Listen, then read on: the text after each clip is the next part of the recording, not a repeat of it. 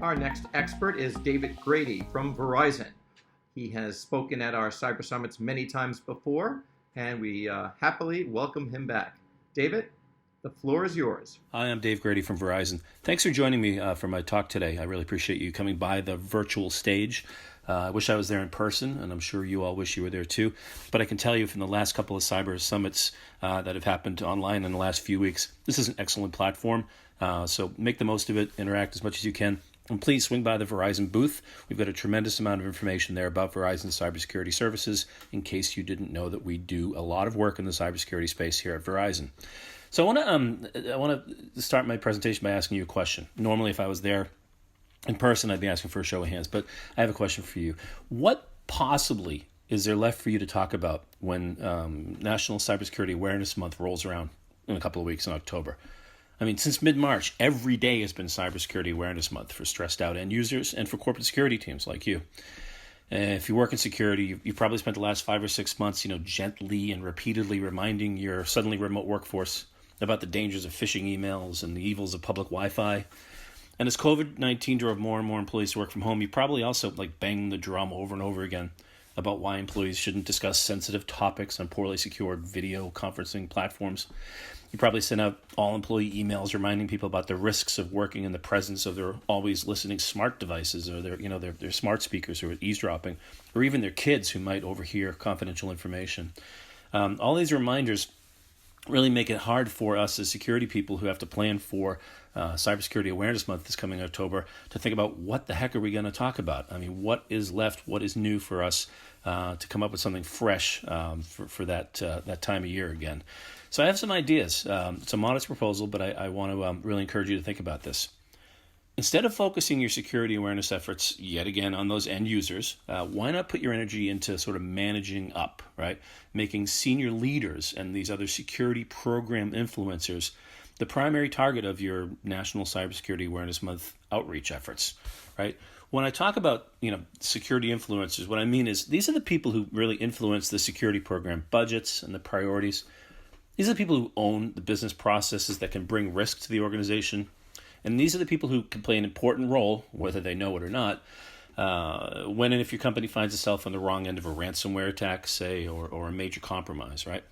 So what I want to show you today is that Verizon has put together a number of reports that are free for you to look at and download that can really help you sort of freshen up your National Cybersecurity Awareness Month, outreach efforts this October, but not just going after your end users, but really trying to communicate to the decision makers and the security influencers some of the key facts and figures and information and insight that they might benefit from to help, improve the overall security posture of your organization. So let's look at some of these reports. So first, there's the Verizon Data Breach Investigations Report. You may be familiar with that. Some of us refer to it as the DBIR, or here in Boston, the DBIR. The DBIR is a really valuable report that gets into sort of global trends and insight into actual data breaches and actual security incidents. I'm going to go a little bit deeper on that. Another report that you can use to influence your influencers is Verizon's Mobile Security Index. This is a report that looks specifically at some of the threats and some of the risks that come with mobile device usage, particularly as mobile devices become so central to the business, certainly during this pandemic. Then there's the Insider Threat Report. This is something that Verizon put out late last year, but still has a tremendous amount of value to you as you're working to influence particularly people in the business lines who are security program influencers who may not realize just how much impact insider threat can have on the business. And then there's another report we put out every year at Verizon called the Payment Security Report. Payment Security Report looks at some interesting insight into the difference between PCI compliance and actual PCI security. So all four of these reports are available for download, and I'll again get into that a little bit later about where you can get these, but they're free. And they're also written in a way that's really not filled with, advertising or marketing. It's filled with data, and it's filled with actionable data. And it's written all of these reports are written in a very accessible way that you can sort of read and understand and share with people who might not live and breathe, technology or security all the time. So it's a great tool to, as I said, influence the influencers. So let's first look at the DBIR, the Data Breach Investigation Report. We put this out every year. For the last 13 years or so, we've been putting out the DBIR annually. Our most recent one, the 2021, came out in late Q1, early Q2 of this year. And it's an amazing report in that this year it's got almost twice as many data points in it for analysis that yielded the report. What the DBIR does, almost twice as many as the year before. What the DBIR does is it looks at and collects information from all over the world, from partners, from law enforcement, from government agencies, about actual data breaches and about security incidents that really rose to a very high level that needed a response. So this isn't a survey. It's not about best practices. Verizon created a language for the standardized submission of this information from law enforcement, from government agencies, from partners, and et cetera. And that language is called VERIS, which is the vocabulary for event recording and information sharing. And you can, look up that on a search engine, but VERIS. Basically, the VERIS language talks about the actors, who did what, the action they took, that's the what. Talks about the asset that they went after. Was it a server? Was it a database? Was it an endpoint? They talk about the attribute that they went after. Was it the confidentiality or the integrity or the availability of that asset? So when organizations submit this information, it's a lot easier for us to pull together the tens of thousands of pieces of information that were submitted about thousands and thousands of actual data breaches. What the DBIR does is it analyzes all the attack patterns and who the actors were. Were they internal actors? Were they external actors? Were they business partners? Were they foreign governments? Things like that. And it looks at, again, like the actions they took and such. And then it tells you by industry, which is so important, how the bad actors went after successfully certain industries, right? So what I mean is, the way bad actors go after a hotel chain or after a retail organization is very different from the way they attack, say, a hospital or a manufacturer. And the report, the DBIR, really breaks down for you by industry the most common and repeatable and successful ways that in the previous 12 months, the bad guys attacked certain industries, the tools they used, the methods they used, the attributes that they went after, the assets that they attacked most of the time. What we see when we look at the DBIR, each year is that there's a sort of a subset of attack patterns that are common across all industries. It doesn't matter if you're in manufacturing, it doesn't matter if you're in healthcare, it doesn't matter if you're in financial services. There are certain ways that are most common. Those involve, web application attacks and DDoS attacks and phishing and social engineering and such. But again, each industry specifically has very different sort of an attack profile, and the report gets into that. So it's very helpful for you if you work in one of those industries. Some high-level takeaways from the 2020 DBIR: we looked at 32,000 security incidents and almost 4,000 confirmed data breaches from the previous 12 months. What we found there was that 67% of them, more than two-thirds of those breaches, involved just three types of attacks: credential theft, errors, and social attacks, right? We found that of all the malware incidents that we looked at, 27% of them had to do with ransomware, which really should set you back on your heels and make you realize that you need a ransomware sort of mitigation and response plan.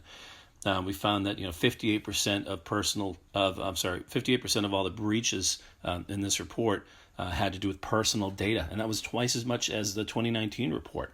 That almost half of the breaches came from web application attacks, and that informs your understanding of whether or not your industry or your particular organization overly relies on web applications that might be under secured or under protected. So these kind of numbers are really helpful for you as a person who is, I guess, thinking about Cybersecurity Awareness Month in October, and how to share this kind of information, not again with just end users, but with the powers that be. What do numbers like these that are facts, not marketing material and not best practices, but facts that show these type of things happen more often than not? How does this data help you influence the influencers? I would suggest that if you share the DBIR with your, with that ecosystem of security influencers, these people might understand that they can, make decisions or approve, funding budgets or reallocation of resources to address these particular issues. The things like credential theft. Are we doing enough to identify and stop that? Do we have the right resources around, the web application security? Do we have a plan for ransomware attacks if something were to happen? So the DBIR is the first of these 4 reports that I'm going to talk about. But take a look here. You can see that we've broken down this year in the report by industry vertical segment by almost twice as many. This is twice as many vertical segments as the 2019 report. So accommodations and food services, arts and entertainment, construction, healthcare, and manufacturing, etc. All of these have sections in the data breach investigation report that get very specific. So if you work with companies in those industries, again, very helpful. There's also some regional segmentation data, and there's also some data in this report about small medium business and how small medium business are by no means immune to this type of to any real type of attacks. This is an example of how the report does a deep dive into an industry. So this one here looks at healthcare. We looked at about 798 incidents. 521 of those were confirmed data breaches in the previous year in healthcare organizations across the world. And what we saw, the top patterns, right? It talks about miscellaneous errors, talks about web applications, talks about how internal threat actors make up almost half of the bad guys when it comes to healthcare. And that number is so much higher than most other industries, right?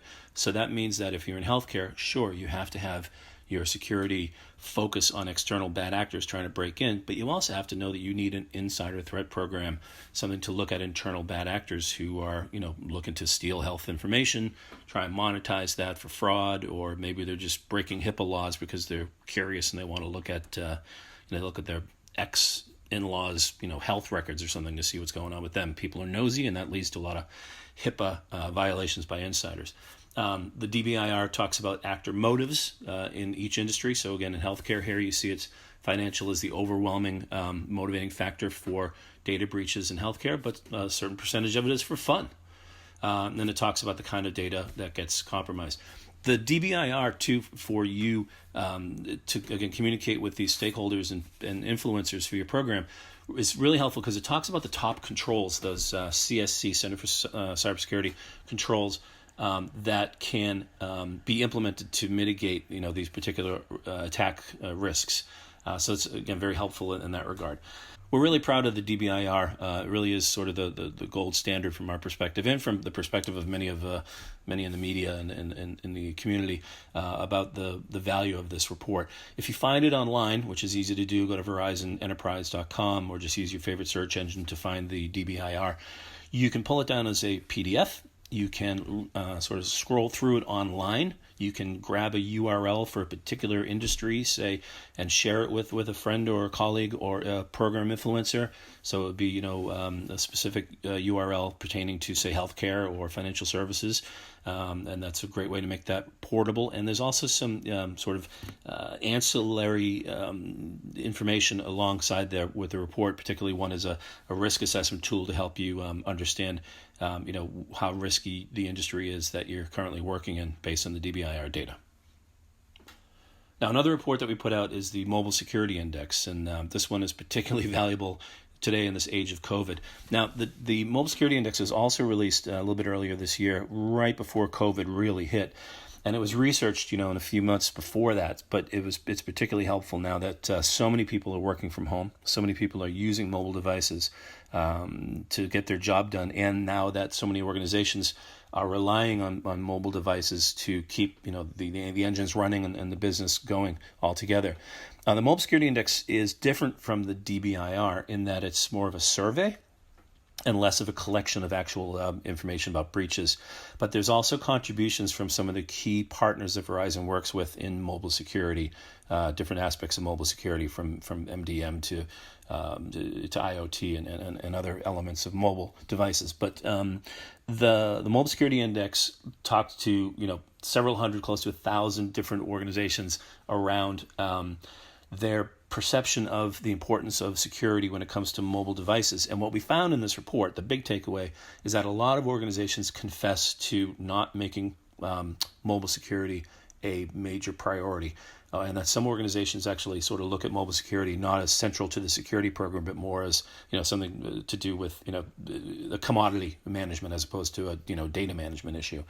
And the report really gets into some of the reasons why organizations don't put enough emphasis on security for mobile endpoints, and a lot of the reasons why organizations don't do it is for convenience, and they think that it can slow them down or take them off the important things, which is silly, because we know that mobile security is absolutely critical and it is an important thing.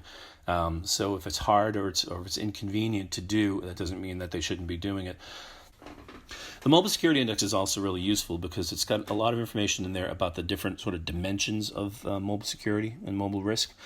First, it talks about the end users, but when we are talking and looking at this report, potentially as something you can use to communicate with, program influences during Cybersecurity Awareness Month, the Mobile Security Index talks about things like the importance for controls, not just at the end user level, but at the network level and at the application level, right?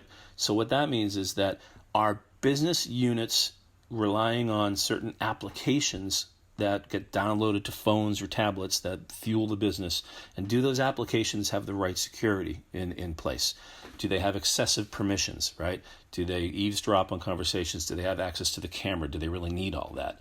Are there risky applications that are not being blocked and that people can use an app store to pull down applications for their mobile devices that might not have the proper security in place and could imperil the corporate network? So the Mobile Security Index it's a great conversation starter to challenge your security stakeholders and your security influencers around whether or not they're paying enough attention to mobile security. This report, again, available for free, downloadable online, like the DBIR. You can use the search engine or go to VerizonEnterprise.com. The Mobile Security Index also has a tool that you can use to develop an acceptable use policy for your end users. And again, I would use that to maybe collaborate with security program influencers, business line managers, executives, to take that as a template and build it out so you can have a custom-made acceptable use policy for your entire organization based on the insight that this report gives you. The third report I want to share with you is Verizon's Insider Threat Report. Now, this was published again late last year, 2019, but it still has a tremendous amount of value today. If you look at the new 2020 DBIR report, you see that insiders, partners, employees, vendors, and such, they play a significant role in data breaches. In all industries across the board, it's like somewhere between 30 and 40%. And again, in some industries, it's higher than others. And the Insider Threat Report is really interesting because it doesn't make you think that everybody who works with you and for you is a bad person, but it does help you understand sort of the dynamics that can emerge inside of an office environment or in a working environment that can lead to data breaches. And it breaks down some of the sort of personas of people who can play a role in either directly or indirectly in data breaches who are insiders. It talks about careless workers, people who leave files on the subway train or on the bus that have sensitive information, people who lose laptops and stuff like that, people who are sending emails to themselves to work on at home with attachments with sensitive information so they can work on that spreadsheet on their Google Docs unsecure, on the weekend. The report looks at insiders who have been compromised, who steal information for a number of reasons. They could be mad and they want to, they're going to quit, or they didn't like their annual review, so they're going to sabotage systems or mess with the integrity of systems or the availability of systems, or they're going to steal sensitive information and start a competing business. And they're going to steal your pricing information or all of your customer lists and things like that. There's malicious insiders who have been compromised and they've been recruited to steal information, maybe unwittingly or maybe wittingly. And then there's third parties, which is included in insider threat. Third parties are, you heard about the big retailer that was hit by a major data breach that gave them a big black eye, and they came in through the HVAC system with a third party. As more and more companies, have these complex ecosystems with other partners or vendors who are touching their IT systems or managing or handling their data, those third parties can bring a tremendous risk of data breach as well. So the Insider Threat Report, again, is a great tool for you to talk to business line managers, people who manage other people who decide to work with third parties, people who put into place systems or IT processes and procedures that might lead to data leakage. Why do you have such a a business process that relies so heavily on email when maybe you need a secure portal to exchange information with customers or partners. Why do some organizations like in healthcare still use fax machines? Personally, I've seen that issue with lost faxes with sent from one provider to another on behalf of my kid, as an example, and that sensitive information on the fax got lost 3 times before they finally successfully found the fax. So using the insider threat report to challenge a business leader on why their processes are engineered in such a way that insiders might end up causing a data breach. Great report there. And then another report that I want to remind you about, I mentioned, is the payment security report. Now, the payment security report comes out every year, which means a new one will be coming out before the end of this one.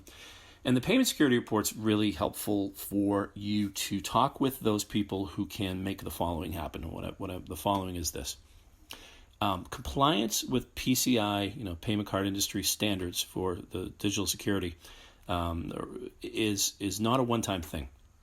You shouldn't think about just achieving compliance, checking the box, and moving on. It's all about sustaining that compliance. You need to be able to keep that compliance up all year long, and that requires a concerted effort. That requires not a tiger team to get together and do it and then show up for the audit and then say we're done and then let all the controls slip. So to have that as a continuing effort, as a continuing investment of time and energy and resources, that's an important decision that influencers really need to get behind. And the report also gets into the difference between PCI compliance and actual PCI security, because there is a sort of a delta between those two things.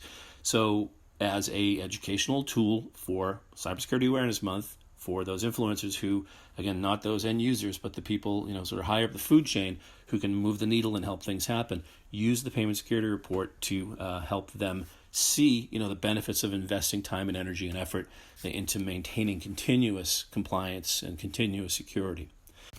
And finally, because you've been such a great audience, or at least I hope you've been a great audience, we have one more report, a bonus report that I want to show you from Verizon. And this one I think could be particularly helpful to you as you plan your Cybersecurity Awareness Month activities, aimed at, again, not the end user, but more about being aimed at the influencers and the powers that be, as it were, in your organization who can really help improve the security posture.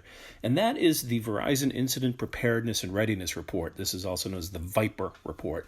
The VIPR report looked at several hundred engagements that Verizon has done over the last few years, evaluating and assessing the readiness plans, the incident response plans of real companies that we work with.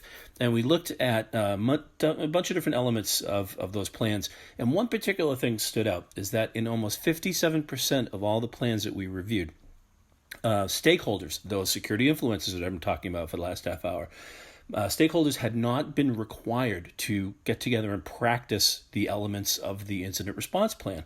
And I think this is tragic because, as we saw in the DBIR, there's a huge issue with ransomware and malware. And should an organization find itself in the middle of a ransomware attack, and it's been more than a year since they've even practiced their incident response plan, these security influencers, these stakeholders, the head of HR, the head of public relations, the head of the law department, the business line managers whose critical applications have been kicked offline by ransomware, these people have to be involved in what the response is going to be, what the containment plan is going to be. And if they haven't practiced that skill in more than a year, they're going to be very rusty. So I would highly recommend that you look at the VIPR report, the Verizon Incident Preparedness Readiness Report, and look at the data that's in there about the maturity and the robustness of security incident response plans, and use this report to influence those people out there who are going to be involved in that 3 o'clock in the morning ransomware conversation, and show them the dangers and the risks of not having a high level of preparation. So that's your bonus report, the VIPR report. So all 5 of these are available online. Again, VerizonEnterprise.com. And since you're going to be trying to, if you take my advice, communicating and influencing the non-end user, because you've been talking to them all year with COVID, I would recommend that in addition to focusing your security awareness efforts on these influencers and on these executives, that you let the rest of the organization know that this time around in Cybersecurity Awareness Month, you're doing that, right? That you're sort of that you're going after the powers that be, and the senior ups and the mucky mucks as the primary target for cybersecurity awareness. Now, again, you'll have to remind everybody about the best practices, but I think that the end user population, which has been so saturated with reminders about malware and such during the last 6 months, and about reducing the risk of working at home, they would probably appreciate the fact that they're not going to get the same messages this October. So I want to wish you the best of luck in October when Awareness Month comes around. I want to wish you a good day today at this conference virtually. Please stop by the Verizon booth. Many of the reports that I mentioned here are available there as well. And we will see you hopefully in person next year.